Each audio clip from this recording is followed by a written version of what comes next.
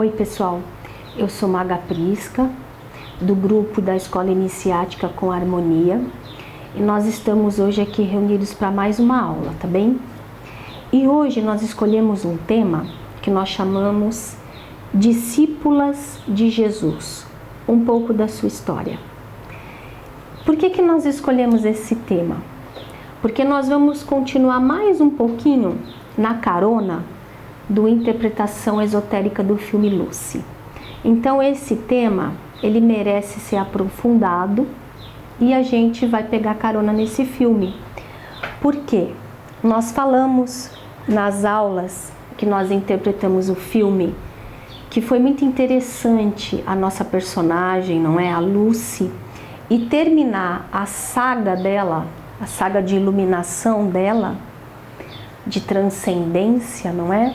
Ela foi terminar essa saga na França. E aí nós comentamos lá, não é? Que a França e as regiões ali do entorno da França foi o paradeiro de muitas discípulas do Mestre Jesus, não é? E antes disso, ela era também o lar de grandes iniciadas femininas, de grandes senhoras da magia teúrgica na Terra, da linhagem da religião da deusa, não é? Então a gente vai aproveitar que o filme ainda tá aí, tá todo mundo comentando, o pessoal continua mandando as perguntas para nós, continua comentando isso, e a gente vai então aprofundar um pouquinho desse tema, porque essas personagens femininas que foram tão relegadas, não é? Foram colocadas de lado pela sociedade, elas precisam voltar ao lugar de direito delas. E nós estamos vivendo tempos sociais muito especiais na Terra, porque a mística verdadeira, a religiosidade verdadeira está retornando com força total. E cabe a nós, seres que somos interessados na evolução, seres que somos interessados na iluminação, no aprendizado, nos cabe honrar os personagens que foram colocados à margem na história, mas que são sumamente importantes, porque eles nos deixaram um legado. Aliás, nesses 3, 4 próximos encontros, nós vamos falar um pouquinho desse legado. A gente precisa ter consciência disso. Esse tema que nós vamos conversar hoje, ele é um dos meus temas mais queridos, porque eu sou maga, porque eu sou estudante de obras místicas iniciáticas, e porque, sendo maga, eu herdo o conhecimento que veio muito da linhagem feminina. Aliás, todos os magos, não importa se sejam homens ou mulheres, eles vão ter contato com a religião natural. E a religião natural, ela determina o sacerdote e a sacerdotisa. Não existe ritual teúrgico, não existe ritual místico, não existe ritual magístico onde não possa haver, não tenha que haver as polaridades em conjunto atuando. O yin e o yang, o feminino e o masculino. Nós não estamos falando aqui nada relacionado a sexo, hein? Não estamos falando disso. Nós estamos falando de mística espiritual. Os grandes devotos que tiveram que realizar no planeta, os grandes mestres, aliás, não é? Que tiveram que realizar no planeta, estabelecer algo, eles precisavam ter um corpo de discipulado que contivesse homens e mulheres. Porque a frequência, as vibrações dos chakras de ambos são necessários para que algo desça das dimensões superiores e se precipite na matéria. Isso não acontece se nós tivermos só homens. Isso não acontece se nós tivermos só mulheres. Só acontece se ambas as naturezas estiverem em harmonia. Então esse tema é muito querido para mim, porque eu sou estudante de obras iniciáticas e porque eu sou maga. E não existe nenhuma maga ou mago que não tenha sido em algum momento conduzido por uma grande mestra. As discípulas de Jesus, que peregrinaram por alguns países da Europa, entre eles a França, elas são num número elevadíssimo de pessoas, tá certo? O conhecimento que nós vamos compartilhar com vocês não está sendo inventado pela nossa cabeça, tá bem? Esse conhecimento de que muitas discípulas, muitas mulheres e também homens, discípulos de Jesus, mas um número maior de mulheres, sabia? Foram para as regiões da Europa, esse termo não fomos nós que inventamos, não. Esse conhecimento, ele está registrado em várias obras que fazem parte de escolas iniciáticas e, graças a Deus, nas obras que foram descobertas em Nag Hammadi e que foram descobertas na Caverna dos Essênios. Isso veio corroborar oficialmente o que as escolas iniciáticas já falavam lá atrás, de que isso aconteceu, de que essas discípulas foram realmente para a Europa. Durante séculos e séculos, as escolas iniciáticas tinham essa informação, tinham as obras das próprias discípulas guardadas, muito bem cuidadas, mas graças a Deus isso também foi oficialmente assumido quando do estudo dessas obras que eu acabei de falar para vocês que foram descobertas. E quando eu falo de obras gnósticas, do que eu estou falando? O que são obras gnósticas? Quem é que são os gnósticos? Gnósticos é um termo que a gente usa para nos referirmos aos primeiros cristãos. Os cristãos, descendentes diretos de Jesus, os cristãos ali dos primeiros séculos depois de Jesus, eles eram gnósticos. Eles tinham uma maneira de se relacionar com a mística e com a espiritualidade que eu vou aprofundar esse tema numa reunião próxima a essa, porque a gente precisa entender o que é isso. Os gnósticos, eles eram místicos cristãos. Eles não entendiam as passagens que Jesus ensinou de forma intelectual. Eles eram místicos, eles utilizavam a ciência que Jesus tinha entregue para eles de forma iniciática. Eles praticavam e aí eles tinham vivência pessoal com a presença divina até atingir a iluminação. Isso é o que define cristãos gnósticos. São místicos, são seres que viviam a parte iniciática do que Cristo entregou. Nos registros gnósticos, nessas obras, nesses livros, existem a informação de que várias discípulas de Jesus embarcaram em navios e foram para a Europa. Em que navios essas discípulas embarcaram? Vou começar a entregar umas palhinhas para vocês irem pensando. Claro que muita gente já sabe isso. Quem estuda os evangelhos apócrifos, gnósticos, o Pistis Sophia vai saber disso. José de Arimateia, que era ele aparece nos 4 evangelhos canônicos, não é? Ele é o personagem que dá o túmulo para Jesus ser enterrado. Aí fica ninguém fala, por que um personagem daria um túmulo para Jesus? José de Arimateia, ele era tio de Jesus, ok? Ele era tio de Jesus. E por isso que ele dá o túmulo para o sobrinho dele, que era da família dele.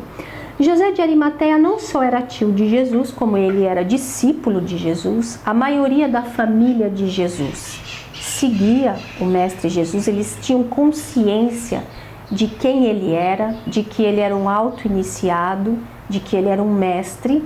Então José de Arimateia era um dos discípulos. José de Arimateia também vai fazer parte do Sinédrio, não é? E o José de Arimateia, ele era, naquela época, um comerciante. E o que o José de Arimateia comerciava? Ele comerciava estanho, que é um metal que era muito utilizado na época. Ele era um homem rico, um homem de posses. Aliás, ao contrário do que se diz, a família de Jesus era uma família que não tinha problemas financeiros, ok? Eles eram uma família estruturada, não? E além de serem estruturados, eles ainda receberam mais ajuda, como nós vamos falar nos nossos encontros. José de Arimateia, ele então comercializava estanho. Ele buscava esse estanho em minas que se localizavam na Inglaterra. Então ele tinha navios, ele tinha um sistema de distribuição do estanho, ele tinha um sistema de tratar o estanho e vender em peças. Ele era um homem rico. Reza a lenda, inclusive nos registros dos druidas que viviam naquela região que hoje é chamada Inglaterra, reza a lenda que José de Arimateia esteve com Jesus naquelas terras quando Jesus era um adolescente. Conta-se nos registros druidas que quando Jesus fica órfão, quando o seu pai falece, o José, não é? O José de Arimateia assume a educação do sobrinho.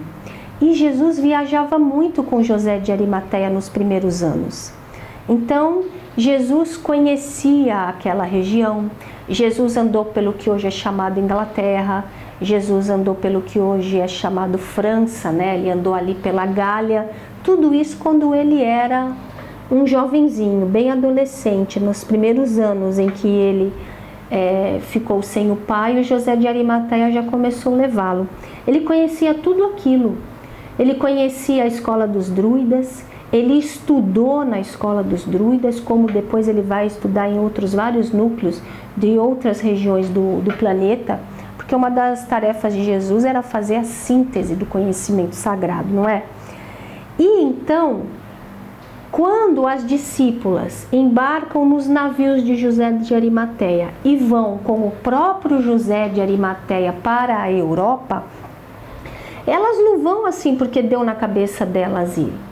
Elas vão porque Jesus já tinha deixado tudo pré-estabelecido do que seria para fazer para cada discípulo. Jesus já tinha deixado pré-estabelecido que um grupo iria ficar nas regiões da Palestina, um grupo iria ficar em Roma, ele definiu o grupo que iria para a Europa. A maioria das discípulas que eram independentes e que eram livres, Jesus desenha o trabalho que elas iriam fazer na Europa. E quando eu falo de discípulos de Jesus, nós também temos que quebrar um outro paradigma, tá? Que uma regra que foi estabelecida e que não é verdade, não é verdadeira, de que Jesus tinha 12 discípulos. Jesus tinha um número mínimo dos que eram do grupo dele, que consta nos registros e nas obras gnósticas, de 111 discípulos. Era esse o número. 12 discípulos que fala nos evangelhos canônicos eram os homens administradores do grupo. E havia 12 mulheres que eram também administradoras, cada uma numa função, certo? Então, isso também foi algo que foi propositalmente muito excluído, porque como foi excluído a informação sobre quem eram do grupo, que eram os familiares de Jesus, inclusive a irmã dele, muito atuante como discípula feminina, essas coisas foram colocadas de lado para que o Evangelho demonstrasse um Jesus que era mais conveniente na época surgir, um Jesus divinizado e um Jesus mais distante de nós, tirando a parte iniciática dos discípulos e da iluminação deles. Então, o grupo, no mínimo, os que eram fixos, eram compostos de 111 discípulos. Dentre esse número, a maioria dos seguidores eram mulheres. Elas estavam num número maior, ok? A evidência da presença dessas mulheres nesses países da Europa, da França, Inglaterra, alguns países, todos ali, Portugal, que também a gente vai ter essa presença dos druidas, todos aqueles países daquela região, as provas da presença das mulheres é gritante, é óbvia demais. Na França, nós temos inúmeras catedrais que têm o nome de Notre Dame, uma catedral que foi construída para Nossa Dama. É isso que esse nome diz, não é? Notre Dame, Nossa Dama. Não é Nossa Dama a igreja católica, por exemplo. Não é isso que quer dizer Nossa Dama a igreja, não. Sabe por que não? Quem construiu a maior das catedrais Notre Dame não foi a igreja católica. Foram os templários, foram outro grupo. Depois, no decorrer da história, quando os templários foram ali perseguidos e mortos, as igrejas ortodoxas, as fundamentadas na época católica que estava em franco poder, ela pega a catedral para ela. Estava lá construída, toda bonita, por que não? Mas nunca foi a igreja católica que construiu as primeiras catedrais. Essas que têm essa construção arquitetônica e a engenharia avançada para a época, não foi a igreja que construiu. Foram outros grupos, foram os cátaros, foram os templários, nós vamos falar deles. E essas catedrais, elas foram construídas para senhoras, para mestras, para iniciadas. E nós vamos ter ali na França, onde a Lucy vai parar, inúmeros registros da presença de Maria Madalena, da presença de Maria Mãe de Jesus, da presença de Sara, da presença de Salomé, da presença de Marta.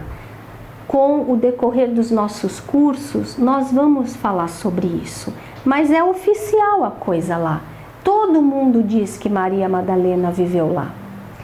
Vou compartilhar com vocês alguns poucos nomes de uma listinha que eu separei das principais iniciadas do Mestre Jesus. Maria, sua mãe, Maria, irmã de Jesus, Maria Madalena, libertada de 7 demônios, alta iniciada. Por que libertada de 7 demônios? Porque ela foi liberta dos 7 véus que encobrem os nossos 7 chakras. Ela conseguiu a mais alta iniciação. Marta, irmã de Lázaro, Maria, irmã de Lázaro, sendo que Lázaro também era um grande discípulo de Jesus. Salomé, que era uma rica comerciante, uma das que financiavam o grupo cristão. Salomé, uma alquimista judia que veio do Egito para fazer parte do grupo de Jesus. Joana, esposa de Cusa, que era um dos administradores de Herodes. Maria, mãe de Tiago e mãe de José, né, que eram discípulos de Jesus, ela também financiava o grupo cristão. A esposa de Zebedeu, que tinha 2 filhos de sobrenome Zebedeu, que eram discípulos de Jesus. O nome dela a gente não tem certeza se era Maria. Susana, que era de uma família nobre e rica, que financiava o grupo cristão. E Sara, uma das 3 serviçais de Maria Madalena. E essa serviçal ficou mais famosa porque ela também se transformou numa grande instrutora. Eu dei uma palhinha de poucos nomes, os que mais aparecem na França. E nos nossos próximos encontros, nós vamos falar muito das nossas mestras. Elas merecem ser lembradas e a obra, o legado que elas deixaram na Terra tem que voltar para nós. Pessoal, até nossos próximos encontros. Que a luz das mestras nos iluminem na nossa senda, tá bem? Até mais!